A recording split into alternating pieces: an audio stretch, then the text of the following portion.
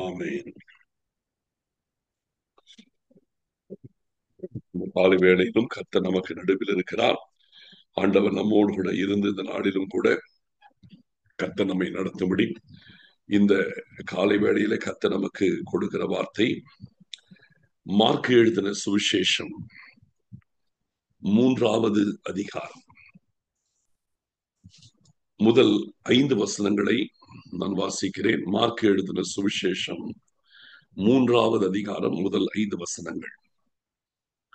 மறுபடியும் அவர் ஜெப ஆலயத்தில் பிரவேசித்தார். அங்கே சூம்பின கையுடைய ஒரு மனுஷன் இருந்தார். அவர் ஓய்வு நாளில் அவனை சொஸ்தமாக்கினால் அவர் மேல் குற்றம் சாட்டலாம் என்று அவர் மேல் நோக்கமாயிருந்தார்கள். அப்பொழுது அவர் சூம்பின கையுடைய மனுஷனை நோக்கி, எழுந்து நடுவே நில் என்று சொல்லி அவர்களை பார்த்து, ஓய்வு நாளில் நன்மை செய்வதோ தீமை செய்வதோ, ஜீவனை காப்பதோ அழிப்பதோ எது நியாயம் என்றார். அதற்கு அவர்கள் பேசாமல் இருந்தார்கள்.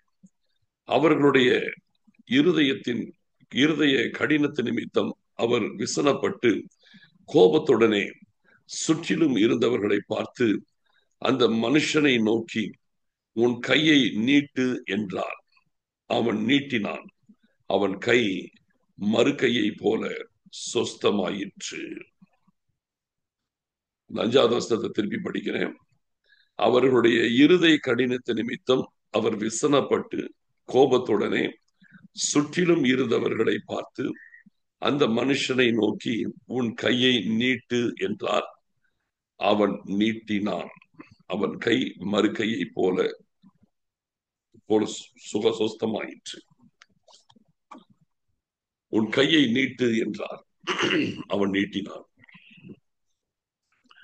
இயேசு கிறிஸ்து இப்பொழுது ஜெபாலயத்திலே வந்திருக்கிறார். அந்த ஜெபாலயத்தில் இருக்கிறவர்கள் அவரை குற்றப்படுத்துவதற்காக காத்துட்டு இருக்கிறார். இந்த ஓய்வு நாளிலே இவர் ஏதாவது அற்புதம் செய்தால் அவரை குற்றம் சாட்டி இவர் ஓய்வு நாள் முறைமைகளை மேற்கொள்கிறார், அதை கை கொள்ளவில்லை என்று சொல்லி குற்றம் சாட்ட பார்த்துட்டு இருக்கிறாங்க. அந்த நேரம் பார்த்து அந்த இடத்துல ஒரு மனுஷன் கை சூம்பி போறவன். அது எப்படின்னு கேட்டீங்கன்னா, அந்த கையில அவனுக்கு எலும்பே இருக்காது. சூம்பின கை, எலும்பே இருந்திருக்காது. அப்போ எலும்பு இல்லாமல், வளர்ச்சி இல்லாமல் அந்த கை குறுகினதாய் இருக்கிறது. அந்த கை எதுவும் யூஸ் பண்ண முடியாது. அந்த கை எதுவுமே யூஸ் பண்ண முடியாது. சூம்பின கைனா அது யூஸ் பண்ணவே முடியாது. இது பிறவியில இருக்கிற ஒரு குறைபாடு. அது அந்த கையை பயன்படுத்த முடியாது. ஏதோ ஒரு கையில் இருக்குமே தவிர அதில் ஒரு வெயிட் தூக்க முடியாது, எதுவுமே பண்ண முடியாது. அப்படிப்பட்ட மனுஷன் அந்த கையை, அவர் ஏதோ ஒரு கைன்னு ஒண்ணு இருக்குது, அதுவும் அளவு சின்னதாக ஒரு பரிதாபமான நிலைமையில அந்த கை இருக்கிறது. அந்த மனுஷன் எல்லாரும் அறிந்து வெளியரங்கமாய் ஒரு குறைபாடு உள்ள மனுஷன் என்பதை பார்த்தாலே தெரியும். அவனை பார்க்கும் போதே அவனுடைய கையில குறைபாடு இருக்கிறது எல்லாருக்குமே தெரியும். இப்போ ஆண்டவர் இவனை சுகமாக்கலாம் என்று நினைக்கிறார். ஆனால் சுகமாக்கினால் குற்றப்படுத்தலாம் ஒரு கூட்டம் பார்க்குது.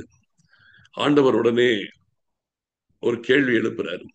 ஓய்வு நாளில் நன்மை செய்வதோ தீமை செய்வதோ, ஜீவனை காப்பதோ அழிப்பதோ எது நியாயம்? இப்ப நன்மை செய்வது நியாயம்னு சொல்லிட்டா அவர் கையை சுகமாக்குறதுக்கு அப்ரூவல் கொடுத்த மாதிரி ஆயிடும். இல்லைன்னு சொன்னாக்க இவர் அடுத்த ஒரு கேள்வி ஏதாவது கேட்டுருவார். அப்போ உன்னுடைய கழுதையோ எழுதோ குழியில விழுந்தா நீ தூக்க மாட்டியான்னு கேட்டுருவார். அப்போ அதுக்காகவே அமைதியா இருக்கிறாங்க, பேசாமல் இருக்காங்க.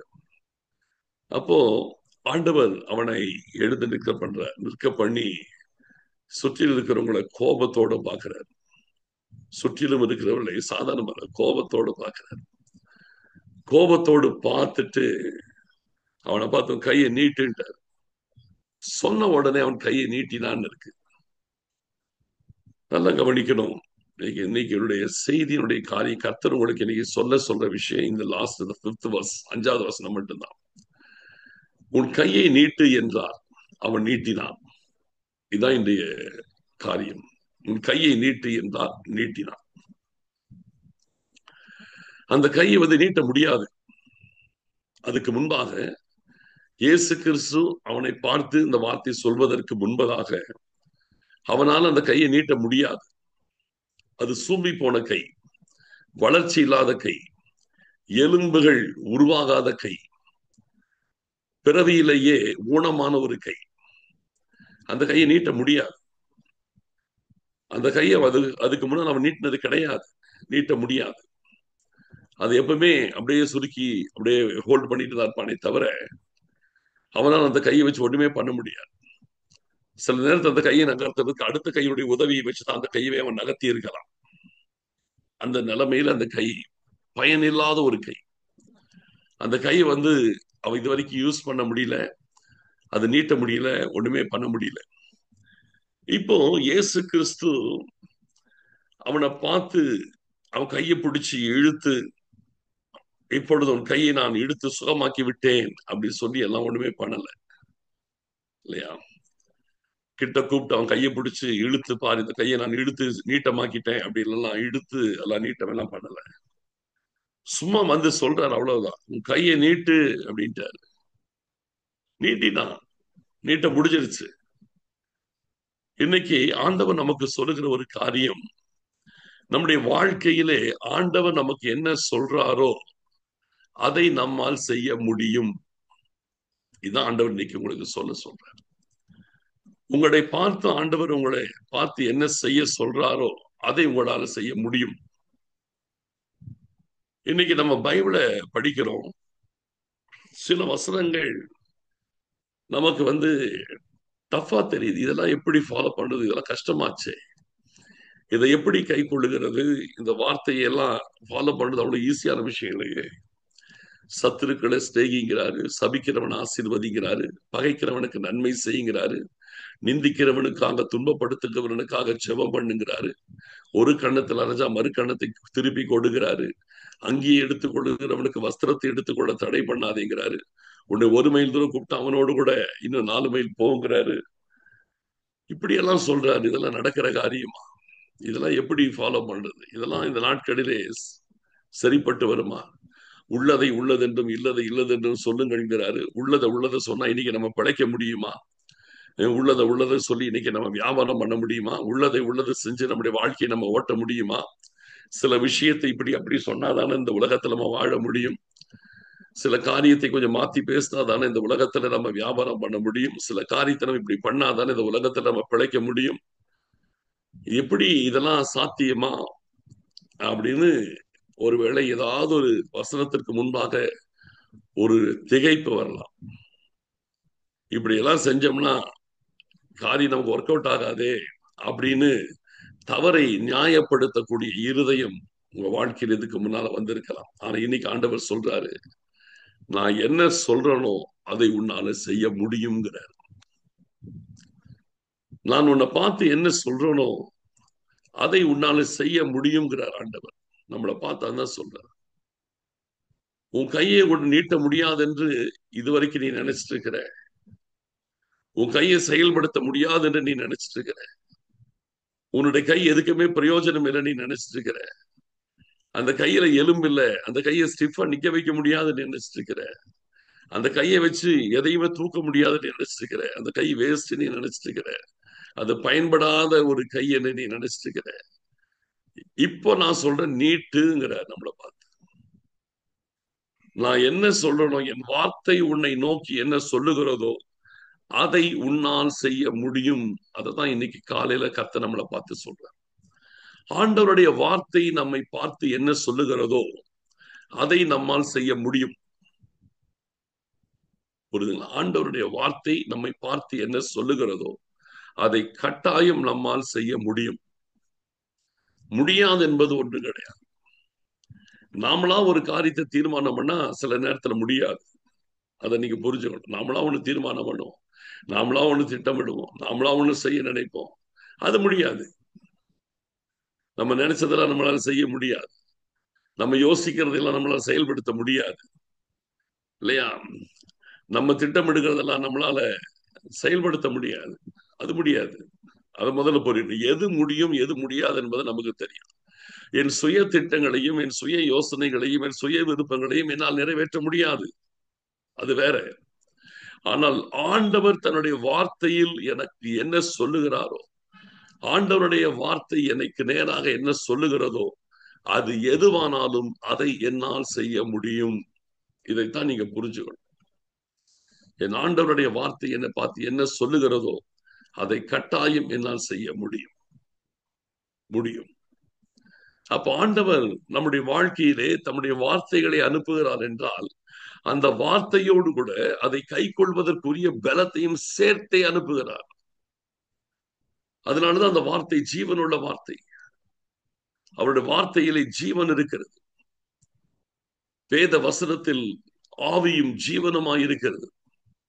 வேத வாக்கியம் ஆவியாகவும் ஜீவனாகவும் இருபுறமும் கருக்குள்ள எந்த பட்டயத்திலும் அதிக கருக்கானதாக இருக்கிறது என்று வேதம் சொல்லுகிறது. அவருடைய வார்த்தையிலே வல்லமை இருக்கிறது. அவருடைய வார்த்தையில அதிகாரம் இருக்கிறது. அவருடைய வார்த்தையில எல்லாத்துக்கும் மேல ஜீவன் இருக்கிறது. அதான் உண்மை.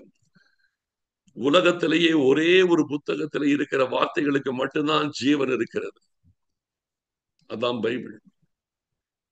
உலகத்துல வேற எந்த புத்தகத்திலேயுமே எழுதப்பட்ட வார்த்தைகளிலே ஜீவன் கிடையாது. அது ஒரு ரிட்டன் ஸ்டேட்மெண்ட், அவ்வளவுதான். ஆனால் ஒரு வார்த்தையிலே உயிர் இருக்கிறது, ஜீவன் இருக்கிறது. அந்த வார்த்தை செயல்படுகிறது, அந்த வார்த்தை நிறைவேறுகிறது, அந்த வார்த்தை எல்லா காலத்திற்கும் பொருந்துகிறது. அந்த வார்த்தை எதையும் செய்ய வல்லமை உள்ளது. அப்படின்னா ஒரே ஒரு வார்த்தை நம்முடைய வேத வசனங்கள் தான். ஆண்டவர் நமக்கு கொடுத்திருக்கிற தம்முடைய வார்த்தைகள். இன்னைக்கு சொல்லுகிறேன், அவருடைய வார்த்தை என்ன சொல்லுகிறதோ அதை உங்களால் செய்ய முடியும். அவருடைய வசனம் என்ன சொல்லுகிறதோ அதை உங்களால கை கொள்ள முடியும். அவருடைய வார்த்தை என்ன சொல்லுகிறதோ அந்த வாழ்க்கையை உங்களால் வாழ முடியும். முடியாத ஒன்றை கர்த்தர் நமக்கு நேராக சொல்லுவது கிடையாது. அதுக்கு முன்னால முடியாததா இருக்கலாம், ஆனா ஆண்டவர் சொல்லிட்டார்னா அப்புறம் முடியும். அந்த கையை அதுக்கு முன்னால் நீட்டவே முடியாது, அது உண்மைதான். இயேசு கிறிஸ்துவை சந்திக்கிற வரைக்கும், இயேசு கிறிஸ்து அவனை அந்த கூட்டத்துக்கு நடுவில் நிற்க வைக்கிற வரைக்கும், அவனை பார்த்து உன் கையை நீட்டு என்று சொல்கிற வரைக்கும் அந்த கையை நீட்ட முடியாது என்பது உண்மைதான். ஆனால் ஆண்டவர் சொல்லிட்ட பிறகு அது கண்டிப்பாய் நீட்ட முடிந்தது. நீட்டுன்னு சொல்லிட்ட பிறகு அந்த கையிலே ஜீவன் வந்து விட்டது. அவர் வார்த்தையில் இருந்த ஜீவன் அந்த கையிலே பிரவேசிக்கிறது. அந்த கையை நீட்டும்படிக்கு அதற்குள் கிரிகளை நடப்பிக்கிறது. அதனால இன்றைக்கும் சொல்லுகிறேன், ஆண்டவர் என்ன சொன்னாலும் அதை செய்ய முடியும். நீட்ட முடியும்.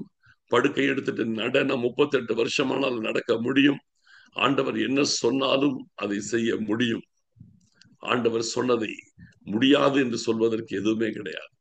எதையும் அவருடைய வார்த்தை நமக்குள் நிறைவேற்றுவதற்கு வல்லமை உள்ளதாக இருக்கிறது. அதனால இந்த நாட்களிலே பைபிளை படிங்க, ஆண்டவருடைய வார்த்தைக்கு நேராவது நில்லுங்க. அது எது சொல்லுகிறதோ என்ன சொல்லுகிறதோ அதை செய்யுங்கள். ஆண்டவருக்கு பிரியமாயிருங்கள். ஆண்டவருடைய சித்தத்தை நிறைவேற்றுங்கள். ஆண்டவர் உங்களை கொண்டு பெரிய காரியங்களை செய்வார். நம் ஒவ்வொருவரையும் கர்த்தர் தெரிந்து கொண்டிருக்கிறார். இந்த வார்த்தைகளின்படியே கர்த்தர் நம்முடைய வாழ்க்கையில கிரிகளை நடப்பிக்கிற தேவனாயிருக்கிறார். எல்லாரும் ஆண்டவரை நோக்கி பார்க்கலாம். ஸ்தோத்திரம் ஆண்டவரே, உமக்கு நாங்கள் நன்றி செலுத்துகிறோம். அப்பா, நாங்கள் உம்மை ஸ்தோத்தரிக்கிறோம். உன் கையை நீட்டு என்றார், அவன் நீட்டினான். ஆண்டவரே, எங்கள் வாழ்க்கையிலே முடியாது என்று ஒன்றுமில்லை.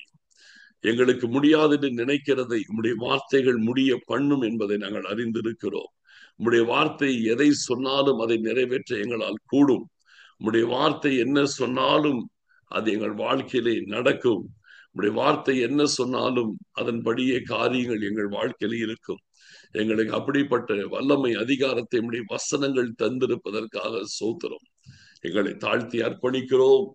இப்படிப்பட்ட ஜீவன் உள்ள நம்முடைய வார்த்தைகள் எங்களை ஒவ்வொரு நாளிலும் புடமிட்டு எங்களை நடத்துகிறதற்காக ஸ்தோத்திரம். தாழ்த்தி ஒப்புக் கொடுக்கிறோம் ஆண்டவரே, நீங்க மகிமைப்படுவதற்காக ஸ்தோத்திரம், ஸ்தோத்திரம், ஸ்தோத்திரம், ஸ்தோத்திரம், ஸ்தோத்திரம். துதி கன மகிமை யாவற்றையும் நாங்கள் உமக்கு செலுத்துகிறோம். இயேசு கிறிஸ்துவின் மூலம் செபிக்கிறோம் நல்ல பிதாவே, ஆமேன். என் ஆத்துமாவே கர்த்தரை ஸ்தோத்திரி, என் முழு உள்ளமே அவருடைய பரிசுத்த நாமத்தை ஸ்தோத்திரி. என் ஆத்துமாவே கர்த்தரை ஸ்தோத்திரி, அவர் செய்த சகல உபகாரங்களை மறவாதே. ஆமேன்.